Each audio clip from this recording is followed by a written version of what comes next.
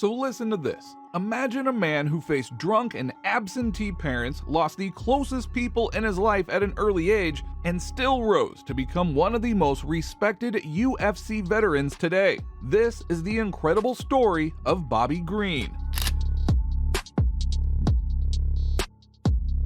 Every superstar starts somewhere, and for Bobby, it wasn't exactly a walk in the park. Born in San Bernardino, California in 1986, his early life was rougher than a Habib takedown. I was born in San Bernardino, California. There was so much violence. People get killed all the time. People are everywhere laying on the floor sleeping. It's in these slums, in these dark places. It's a dead city. Both of his parents struggled with addiction, leaving Bobby bouncing in and out of homelessness. Just imagine this, being a kid, shivering at 3 a.m. because you're homeless. That was the reality of Bobby Green. No food, no stability, just the constant struggle to survive from the start. Things got even worse when both of his folks were locked up. There were times when nobody was there to change his diaper, and hunger pangs were his constant companions. It was a brutal reality check. Life isn't fair, and some kids have to fight harder than others. My dad was in the streets. He was all into the gang stuff. And my mom was on drugs. When you get hooked on that type of stuff, that's it. That's all you know. That's all you do. She couldn't take care of us. She just didn't have the means. I didn't have anything. I was just so hungry that I would eat dirt. My dad said he found us and our Pampers were full. We had not been changed in 3 or 4 days. But hey, even in the darkest corners, a flicker of hope can spark a fire of excellence. That is what happened for Bobby. His own grandmother stepped in when his mom, realizing the depths of her addiction, couldn't take care of him anymore. She took Bobby and his brother under her wing at just 5 years old. This was a game changer. Finally, some stability, some love. Bobby didn't have a traditional mom or dad, but his grandmother became his rock and his guiding light. She instilled in him the self-worth that he desperately needed, a seed that would blossom into the fighter we know today. Grandma really put the structure around me. Watch your little brother. Be the protector. Be the strong one. Say yes, sir. No, ma'am. And she taught me everything I know. I call her my mother and my father, my foundation. She died when she was 53. And so my motivation was making Grandma proud. My little brother went to Rialto. He was 12, 13 years old and joined a gang. Everyone there is in the gang. I'm not doing that. I'm not like that. Growing up in a rough neighborhood, violence wasn't something that Bobby shied away from. Street fights were a norm for him, a way to channel the anger and frustration. But soon, he discovered something that would focus that fire: wrestling. When young Bobby stepped into a wrestling gym for the first time, the smell of sweat, the controlled chaos, the discipline was a stark contrast to his chaotic life. Here, he found a place to focus his anger and learn to fight with purpose. Here, he found a place where his anger could be channeled into something productive, a place where he could learn to fight with purpose. Do I follow the path that these guys are following, or do I go a different direction? And he chose wrestling. He picks up things, he's very athletic, he's very natural, he learns on the fly. Gave him someone to direct who he is and the energy and that determination that he has. I met Bobby at A.B. Miller High School in Fontana. I think I was 14 at the time. We were on the same wrestling team together. He took me under his wing and taught me how to wrestle. He was on a very good path to go to state, which is, as everyone knows, a pretty high caliber of wrestling. His grandmother passed. They were trying to put him in the foster system. There was no one to take care of him after his grandmother died. Training became Bobby's obsession. He practiced every technique, every drill, pushing himself harder than anyone else. He had a hunger in his eyes, a hunger to prove himself, not just to the world, but to the little kid who once had to eat dirt to survive. In all the chaos of his rough childhood, Bobby had one thing to fall back on: wrestling. He took to it naturally, impressing teachers and classmates with his raw talent. The more matches he wrestled, the better he became. But life, as Bobby knows all too well, throws knockout punches that you never see coming. When he was just 14, his beloved grandmother, the woman who pulled him out of the foster system, passed away. She had been his rock, the one person who gave him a sense of stability and unconditional love. Losing her was like losing a part of himself. The grief was overwhelming, and it fueled his anger even further. Wrestling was all he knew then, a way to numb the pain and keep his grandmother's memory alive by fighting as hard as she had fought for him. The mat was where he could channel his sorrow and rage into something that made sense, something he could control. Things got even more complicated when he turned 18. With his real parents out of the picture, it seemed like he would end up in foster care. Luckily, a teammate on his wrestling team stepped up and offered him a place to stay.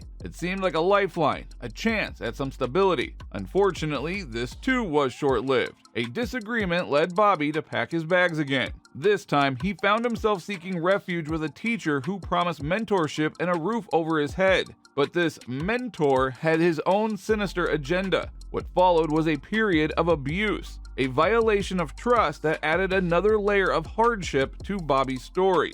Desperate for a fresh start, Bobby dropped out of school and enlisted in the Army at 18. Boot camp structure and discipline were a welcome change, a 21-week program that offered a sense of direction. But even here, his past caught up with him. Just a week shy of graduation, a fight with another cadet led to his dismissal. With few options left, Bobby reconnected with his wrestling buddies. They saw his potential and something else, a fighter spirit. They encouraged him to step into the world of MMA. This would help him channel his raw talent and earn him some money. I could be something. I could be a state champion. I could be great.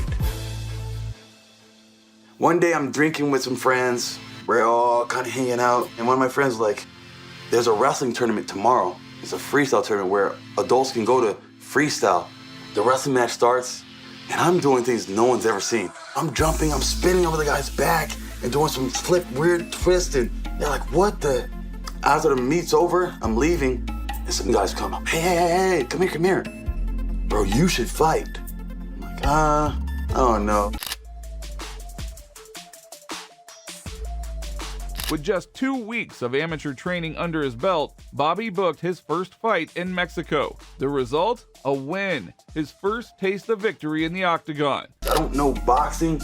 I don't know anything about stand-up. I don't know anything about jiu-jitsu. I'm just a wrestler. 2 weeks into training, we go to Mexico for my first fight. I had no experience at anything. I would just go out there and fight off of pure heart. And then my fighting career started. Introducing Bobby King Green. Now this was a turning point when Bobby Green went from a wrestler to an MMA fighter. Fighting became his livelihood, his main source of income. He won some, he lost some, but with every bout he honed his skills and kept getting better. His relentless work ethic and crowd-pleasing style earned him the nickname King after conquering the King of the Cage promotion. Bobby climbed the amateur ranks with lightning speed. His raw talent, coupled with his relentless work ethic, caught the attention of fight promoters. What made his early fight stand out was that he fought like a man possessed. Bobby knew what it meant to fight for everything he had. He wasn't afraid to take on all comers, regardless of their reputation or record. He fought with a reckless abandon, wanting to escape his past and build a better future. With each victory, Bobby's star continued to grow. He wasn't just a fighter anymore. He was becoming a force to be reckoned with. His unorthodox style, a blend of power and precision, confused and overwhelmed his opponents. Plus, the dude had heart, the kind of heart that can drag you back from the brink of defeat. By 2011, Bobby's reputation preceded him. He landed a spot in Strikeforce, the second biggest MMA organization in America. Here, his star power began to shine. He wasn't just an ordinary MMA fighter. He was an entertainer. His exciting fighting style and infectious charisma made him a fan favorite. Bobby understood the game. He knew it was about showmanship as much as it was about skill. He became a master at selling the product, as he puts it, giving the fans a show they wouldn't forget. I don't use my jiu-jitsu or my wrestling because this is a fight. Like, I can do the shit, that shit's cool, but it's not cool to watch all day. It's like, get out of here with that. Nobody wanna see that. And so we have to understand, we selling a product. I don't care if you're selling drugs, I don't care what but in here we selling something. And I'm selling you real shit. I'm selling you this excitement, you know? What you selling, I tell all the fighters that, what kind of product you selling? Yeah. Because they gotta wanna see this. We're in the business of entertainment. Yeah. If you don't wanna see this shit, what they gonna wanna see you for? Just when we thought Bobby had reached his pinnacle at Strikeforce, fate intervened with a knockout punch of a different kind. The UFC acquired Strikeforce, and just like that, Bobby found himself on the official UFC roster. Now this was a dream come true, a chance to prove himself on the grandest stage in MMA. I put the work in with Strikeforce. Green picking him off now. Green, too much power. Just brutal. The UFC decided to buy Strikeforce, and they gave him an opportunity. Bobby King Green looking for his first victory as a member of the UFC. Here it is. For Bobby's UFC debut, the light shone brighter than ever. His opponent, Jacob Volkman. And what a debut it was. Bobby showcased a diverse skill set, not just brute force, but also technical grappling expertise. He dominated the fight, eventually tapping Volkman out with a chokehold. The victory introduced him to the UFC audience with a bang, and also earned him a well-deserved submission of the night bonus. Now this win cemented Bobby's reputation as a rising star. But beneath the surface, his past demons still lingered. In a post-fight interview, he delivered a raw and emotional speech. He spoke about feeling unworthy, a result of his tough upbringing. "I've slept on sidewalks, I've eaten your leftovers," he said. Now, Bobby's second fight in the UFC was against James Krause, one that he wouldn't soon forget. It turned into a war inside the octagon, but not the kind that he was used to. During the fight, Bobby landed 2 accidental kicks to Krause's groin. The blows were brutal, leaving Krause writhing in pain on the mat. The referee, however, deemed the kicks legal, awarding Bobby a TKO victory. Naturally, controversy followed. Fans and commentators all questioned the decision. Despite the controversy, Bobby still displayed his fighting prowess, defeating another experienced UFC veteran. But more importantly, he showed his resilience. Reflecting on the fight later, Bobby spoke about learning his rhythm and finding his swagger. He also addressed the post-fight negativity with remarkable maturity. "I felt bad for you," he said about Krause, "but you gotta know how to deal with these situations, especially as a black man in America." Just as Bobby's career was gaining momentum, tragedy struck again in 2014. His brother was shot and killed in a senseless drive-by shooting. The pain was unimaginable, a fresh wound on top of the scars that he already carried. "Hello? Your brother's been shot. He's going to the hospital. I'm an hour and something away. I'm speeding. And the phone call rings again. He just gone. He's gone. And I'm still an hour away. I was supposed to bring him with me to the fight show, but he wanted to go fishing with my dad. They were out there getting ready to go fishing. Somebody came by, shot him up." It happened so fast, Bobby recounted later. One minute, everything was normal. The next, there were gunshots, and my brother was gone. For those who don't know, my brother was killed. 4 family members shot all at once. This was very big, and this is the only reason I actually took the fight, is to give my brother that honor, to put him on front stage and say that he was a good kid. He was a great guy. He was my closest soldier to me. He was my baby brother. When I go home, he was the first person I was gonna see. And it's been very hard to deal with it, and to deal with that pain. And I haven't had time to really sit back and think about it. The UFC, in a gesture of compassion, stepped in and covered the funeral expenses. This act of kindness solidified Bobby's loyalty to the organization. "They did things for me that no other company ever did," he said with gratitude. One thing that I didn't get to share is like my brother that died, I didn't have enough money to pay for his funeral. The UFC paid for that, That's why I'm so loyal to them. Like, they were doing things for me that no companies ever did. They put the money up for my brother's funeral, and they took care of that. And so I'll always be loyal to them and thankful for them. Thank you, Dana. Thank you, Sean, for all the things you guys have done. I tell them all the time, you guys don't have no idea what you've done for me. You've changed my life, And I know that, like, everybody else gets it, like, with the pay and all this blah, blah, blah. Despite his grief, Bobby did what he knew best. He fought. His next opponent, the legendary Josh Thompson, a brutal test for any fighter. Dedicating the fight to his brother, Bobby gave the fight his all. It was a war inside the octagon fueled by raw emotion. In the end, Bobby pulled off a split decision victory. This win showed what Bobby Green was all about, a warrior who could overcome unimaginable hardship and perform at the highest level. Beyond the belts and titles, Bobby had a bigger purpose. "My intention is to inspire, motivate," he said. He wanted to show people that anything is possible regardless of your background. And inspire he did. Fans saw a fighter with grit, heart, and a fighting style that was both exciting and unpredictable. He didn't shy away from taking on all comers, becoming known as a fighter's fighter, someone who respected the game and his opponents. Me, it's all about dollar signs, you know? I'm gonna keep it real with you. I don't care about cameras.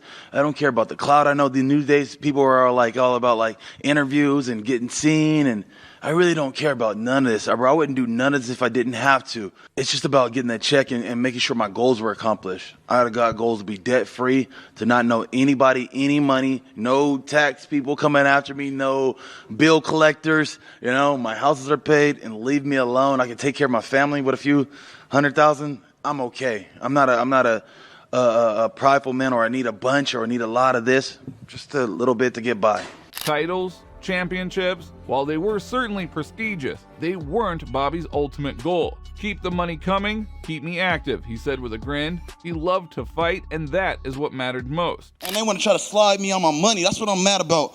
I need my money, bro. I need my money. Bobby's UFC career has been a roller coaster ride.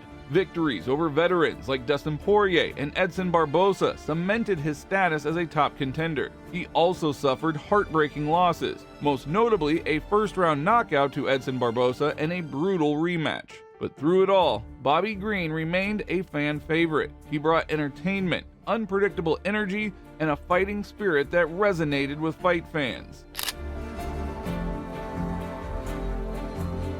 Time and time again, Bobby reminds everyone why they call him king with a series of electrifying performances. His fight against Rafael Fiziev was hailed as one of the best of the year, a back-and-forth war that showcased his grit and determination. This was followed by a first-round knockout of Al Iaquinta in November 2021. The fight was a masterclass in striking, with Bobby landing a perfectly timed punch that sent Iaquinta crashing to the canvas. After the fight, he recalled what motivated him to be as elite as he was on that night. Beyond the octagon, Bobby is a dedicated father. All right, first of all, I worked 6 days a week in a warehouse. You know what I mean? I was a warehouse worker. I thought I was gonna be a manager at a warehouse, and I would do fighting on the side.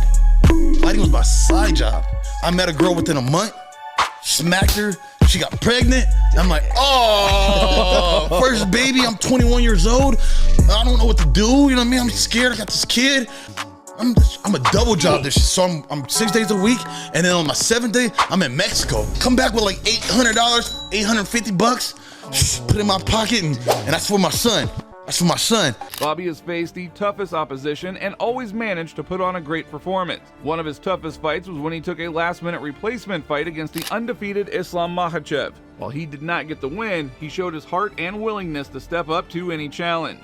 A positive test for a banned substance led to a suspension, but Bobby came back stronger. He returned in December 2022 with a barn burner against Drew Dober, a fight that earned him Fight of the Night honors. Bobby has always had a mixed bag of performances, but when he's on, there are very few fighters quite as exciting and entertaining as the King. Bobby Green's story is far from over. His impact on the sport goes beyond his win-loss record. He is an inspiration to young fighters, showing them that hard work and dedication can lead to success, no matter how hard your life has been. He's a fan favorite, bringing excitement and unpredictability to every fight. And most importantly, he's a reminder that the true measure of a fighter isn't just their record, but their heart and willingness to give their 100% in every fight.